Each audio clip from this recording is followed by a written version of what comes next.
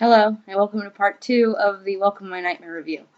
As I was saying earlier, I can't do this under 15 minutes, and because this was my very first album of Alice Cooper's, and I fell in love with it, and I still love it today, which is probably the reason why it's taking me forever to get through it.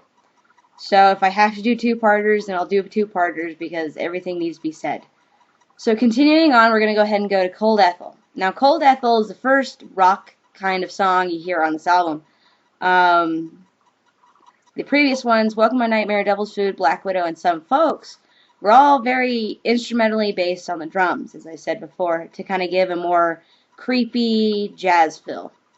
Only Women Bleed was a very slow song, which was kind of new with its content, was very new to Alice Cooper, which is the reason why it was a hit. And then Department of Youth was a very poppy kind of song. So this is the very first kind of rock song that you hear. Now, Cold Ethel is all about a dead woman. It's uh, it's a lighter version of I Love the Dead.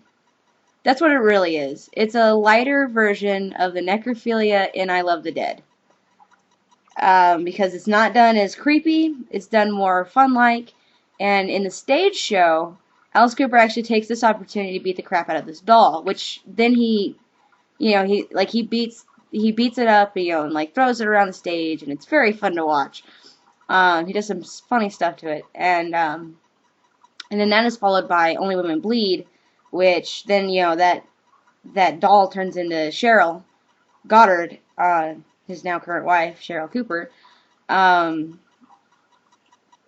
she dances during Only Women Bleed.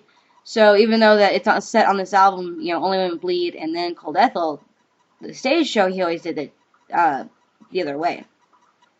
But it's a very fun song, and it is a lighter version of I Love the Dead. So if I Love the Dead intrigued you, Cold Ethel will thrill you. Moving on to years ago. And years ago, you hear the sound of a little boy's voice talking about how the carnival closed and all his friends went home, but it was years ago. Like he's alone, and he's talking about all these times that happened years ago. And then towards the end of the song, you find out that it's actually sort of a regression because there's an older man saying, it's time to go home now. It's like, can't we be a little boy a little while longer? And it's almost, and it is a regression, but it almost seems like they're two different personalities at that point. And so then you hear the mother calling, Stephen, come home. Stephen, come home. So this song is very creepy. It sounds like organ music. It could be organ, it could be actually faked on the guitar, I'm not really sure. But it's a very weird carnival kind of music playing behind. And this little boy is singing about how everything closed years ago. And then you find out it's kind of a regression. And then it leads into the next song, Stephen. Now, Stephen is a very creepy song. There's piano in it for sure. It's very, actually, heavily based in piano for the slower parts. And then there's faster parts, which is more rock ballad. But it's a voice of a little boy. And I'll tell you what I always get from this song, and I would love to hear anybody else's review of this song or any of these songs on this album, because I believe that they're all up to open into interpretation. But I would really love to hear what people have to say about Stephen. Now, for me, Stephen, I always think it resembles somebody killing a child. Because it always, like there's parts in here where it's like talking about, please stop screaming. I don't like to hear you cry. You definitely know in this song that somebody has died. And the little boy voice that's being sung, at first, you get that kind of impression that, well, from the regression in the last one, that it is a regression, and that's what it is. Somebody has died at the hands of this man, and he has regressed back into a little boy and sung about it. There's a part where he's like, well, I'll close my eyes and you'll go away, or I'll put pennies on your eyes and you'll go away. And, but then there's this part in the song where, they're like, Steven, and it's like, I hear my name, and, like, he freaks out, like, honestly. Now, now this song has been carried on through stage show after stage show after stage show, because Steven is quite a story. Steven, we will follow through many of these albums and, find out his story up until, his latest album, and he's such an amazing story. This character intrigued everybody because he was so creepy and awkward and scary. And so Alice Cooper, of course, decided, I'm going to bring you back. So we'll talk about that more later as we hit more albums with Steven laced in between them. But in a stage show, it has always been kind of the same thing.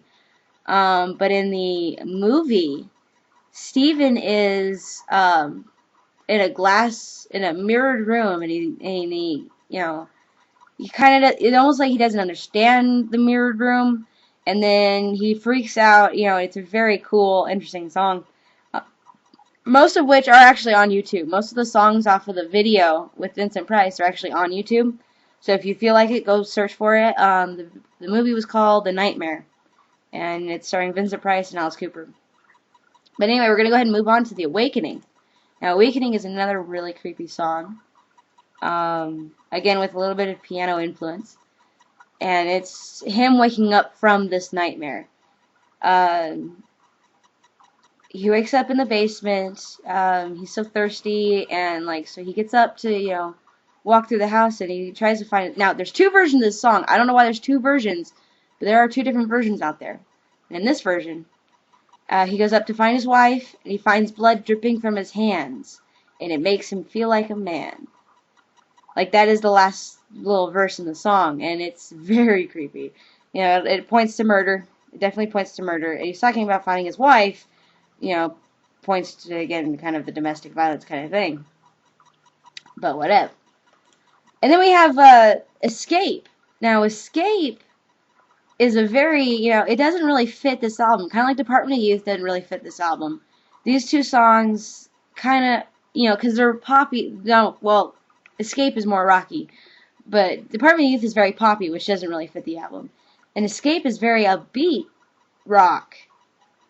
But, and so it doesn't really fit on an album scale. However, in the show, in the stage show, he made it fit so perfectly well with how he instrumented it and how he showed it to the audience. I really can't go into detail on this because I could not explain it as well as he did it. So again, if you want to look it up on YouTube, Escape is the song. Look for the live performance, and maybe you'll catch it. I'm not sure. But overall, on the whole, this was my first album. I still love this album today. I've listened to it 4 or 5 times now, not just to review it, but also just to listen to it again because it's just such an amazing album. It was the very first concept album. There are 3 hits off of this, known as Welcome My Nightmare, Only Women Bleed, and Department of Youth. The low points on this album for me is Department of Youth and Escape. I know Department of Youth was a hit, so technically it can't be a low point, but it doesn't fit the flow of the album. And Escape doesn't either on the album, but on the stage show, it works so well that, it's much, much better. Other than that, I have nothing to say about this album. This was Alice Cooper's first solo album, and it took off. He toured this album for over 2 years. And it was like a 2-hour show because of all the stage production and stuff that he put into it. It was a 2-hour show. And we have to remember that he was a heavy alcoholic at this time, which, did a lot of damage on his system.